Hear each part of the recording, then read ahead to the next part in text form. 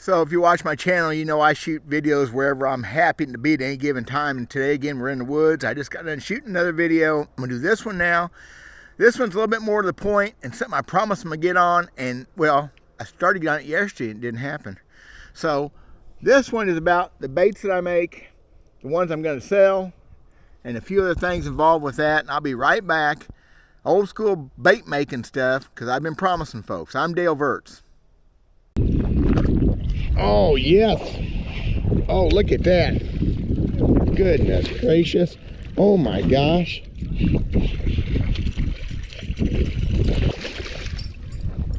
I can't believe how I'm struggling with this. Look at this big one. Look at that one.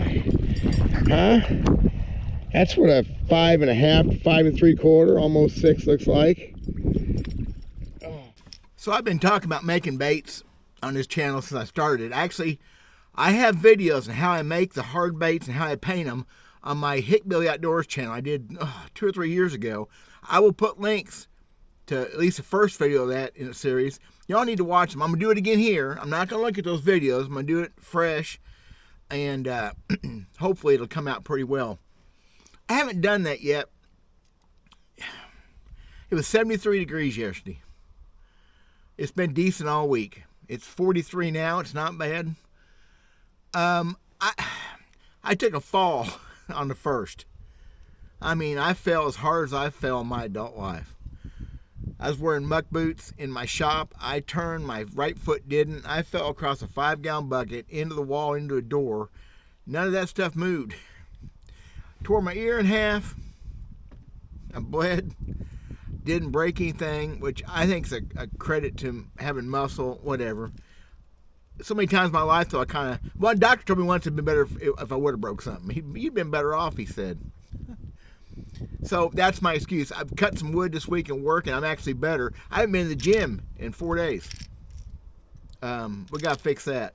But I've been hurting. I've been trying to take it easy and getting over it, and it's working. I've worked wood 4 hours today, and I'm not done. I feel pretty good. So that is why I didn't do a bait making video yesterday. So I decided to do it from this angle. Hope this makes sense to y'all, because I'm just rambling like I always do. This thing's got a magnet. Right now I've got it sitting on my windowsill. It's actually on the windowsill. Look, it's actually sitting there. I need to make some sort of mount if I can hold it better. So anyway, because I'm trying to relax. I've been working. I am going to do a hard bait video for my first video. My first bait making video. The crankbaits, top waters, and jerk baits like that one right there. I'm not good at that camera. Woo! Look at that. And the way I do them. But I want to preface that. That means lead you into it. Well, for instance, this bait here, I don't know if you can see it. It's a, I don't know what, is this a 130? It's a Mega Bass copy, I guess. It's a 130. It's been used a little bit. Got some scars on it. It's not meant to be beautiful. It's meant to be fish catching. It's a clear bait, so you understand. A little bit light gray, just real light gray. A little bit of gold. Actually, it was copper on top of the head, with a black stripe, and then that blue on the throat and the belly a little bit.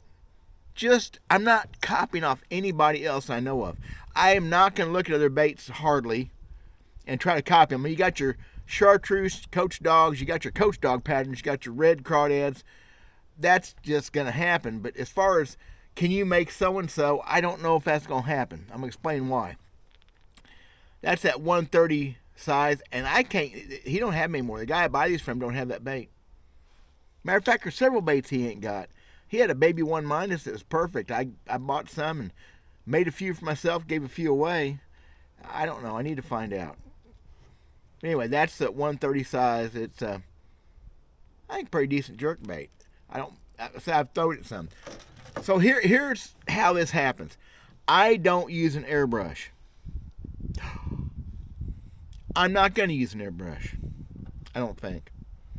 Couple reasons. Now, airbrushes are cheap. Airbrush paint's reasonable. You don't use very much paint making these baits. I throw paint away. Stuff goes back. I don't do it often enough. All these beautiful airbrush crankbaits and jerkbaits that you see, I mean, they're gorgeous. Some are freehand, some are stencils. I don't use stencils. I use Rattle can spray paint from Walmart. It used to be $1 a can. I could paint a lot of them because you get a flat white, a gloss white, a flat black, a gloss black.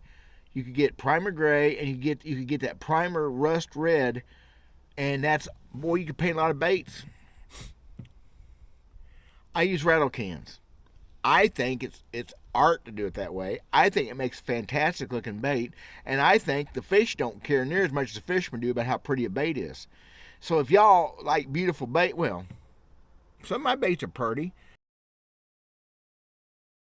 But if you think it takes pretty baits to catch fish, you're not going to like mine maybe. So I'll show you where the airbrush guys are. So I want y'all to know that going into it. So mine will be spackled a little bit sometimes. It's almost impossible to control that airbrush and make it do I tell you, I'm tired working with it. It's almost impossible to control that spray can. I do it outside. Sometimes I have wind. Now, if one's totally screwed up, I'll fix it or start over. You got your base color. This one is a clear bait. A little bit of gray, a little bit of copper, a little bit of black, and a little bit of blue. And it's fantastic looking to me. It catches fish. The crawdads are pretty simple to do. I do all my extra stuff like the crawdad markings. If I'm doing crawdad, I do a Sharpie. And I don't have any with me. I should have brought everything. Most of it's in a boat, but I can draw a crawdad on the Sharpie and it looks great. Not that's too much detail, but sometimes it's fun to do. The coach dog pattern, which is just those little squiggly spots, Sharpie. The red gills, and this one with the blue didn't show up real good, but it's got red gills. Yeah, you can see it with a Sharpie. I like that little bit of red on the bait for whatever. It makes it look cool. It's so easy to do. They're not perfect though. The airbrush can be so fine. It's like with a pencil or pen you can draw. And I see them, they're gorgeous. So they're just like a factory bait. If I want a factory bait, I'll go buy one. I want colors that are unique. I want colors that nobody else has. Of course, I start selling them. I'm going to offer baits in pretty natural colors. I don't know, just a bluegill, shad, whatever. Again, I'm not trying to be anything with it. I just started painting it. I always paint a couple of the same color. You know, there's another thing about the airbrush. Those airbrush guys, they do the same bait over and over and over and over until they're out of paint. Then you got to clean it. So if they're doing a chartreuse crawdad with an orange belly, they got to do a bunch of them. And that's boring. I don't do baits that way. Now, even if I start selling baits, I'm not going to do them that way. I'm going to be limited production. That's just all there is to it. It ain't going to make me no money. Making baits is not going to make me any money. I can tell you right now. They need to pay for themselves. They need to pay for me some time. Well, my time ain't worth nothing. Maybe make my own baits free. So people are going to say, can you make me this? You can never have enough colors. I showed some of these to bait guys in the tournaments last fall and last winter down here I fished. And, well, how come you don't do it this way? I like it this way. Oh, my gosh. Maybe try it my way once. I will be doing, in crankbaits, I'll be doing a brim pattern. A bluegill, a sunfish, a brim. I do them several ways. Orange throat, chartreuse throat, blue, purple, black, silver, brim color. And one of my favorite baits. Like a baby bass. I'll do a baby bass. It'll be a little greenish back, black, silver sides, white belly with I'll have the stripe down the side. That's not a lateral line. That's just a stripe. With red gill plates. I'll do the shad, same thing. The silver, shiny, or gray, a couple ways. The crawdads, the reds, the browns, the greens. I love my green ones. Man, them wiggle warts and greens, kind of my favorite. Green and orange. Oh, wow. But I'm not going to do a ton of them the exact same way. Now, if I get one that people like, I'll keep pictures. I've kept pictures of some of the ones I like best.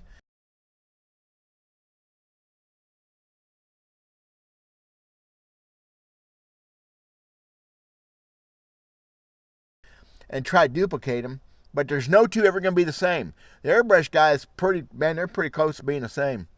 Boring. So I'm going to give that to y'all up front. I've got about 1,000 of these baits in stock, ready to be painted. I got a few I've got painted. Hardware and hooks. I put good hooks on them. I'm not putting gamakatsus. I'm not putting high dollar hooks on. I mean, I guess, truthfully, if I want them, I'll just sell them baits and put them on themselves. I'm trying to keep prices down. I'm not going to put junk hooks on. Sometimes you get runs from people. I've never tried to use victory hooks. I need to look at them. Eagle Claw make a pretty good crankbait hook, round bend, and jerkbait hook. VMC, I was sponsored by them once. Ever tell you that? I've had some good luck with some VMCs. I had good luck with mustads. But I got to get the hook thing figured out because I order hooks. I put them on baits. I kind of like some, I kind of like don't. I don't know what I've ordered now looking back. I got to check on that. A lot to it. Goes through a lot of masking tape.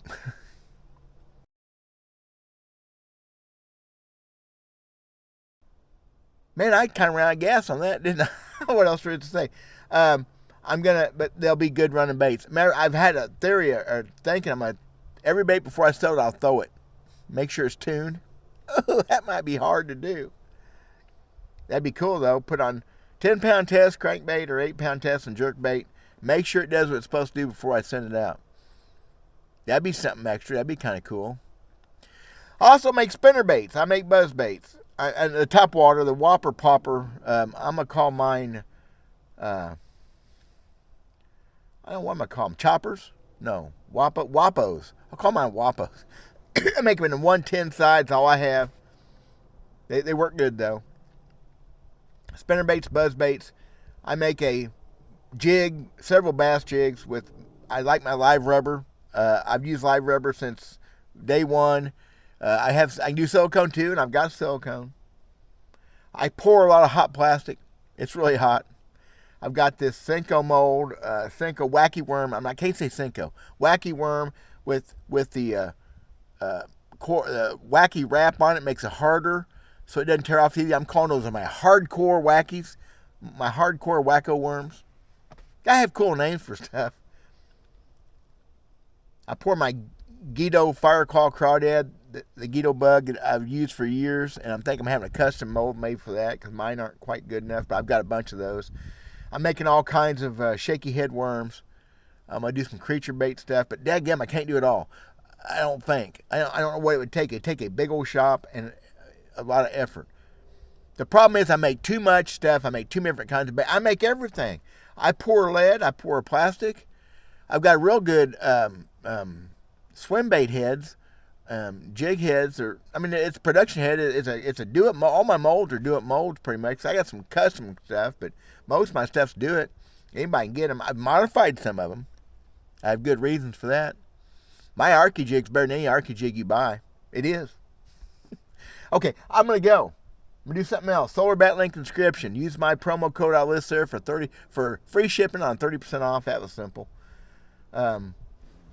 I'm gonna do my best though in the next 2 or 3 weeks to start having some of these baits for sale. I'll probably put my Facebook page, DW Verse Fishing LLC is where I'll put them at. Does that show up good? Oh, how you hold a jerk bait. Look at them pretty eyes. Look at that. Huh? That's an implement of destruction right there. That is a tool to take out the big ones. Interested to know what y'all are thinking. I'm going to show y'all how to do it, though. You can do it yourself then, too. I'll put a link also in the description to the videos I did on my Hickbilly Outdoors channel. I did a 3-video section on this a couple, 3 years ago. Look at that. God bless you guys. I'm going to go split this firewood. Take care.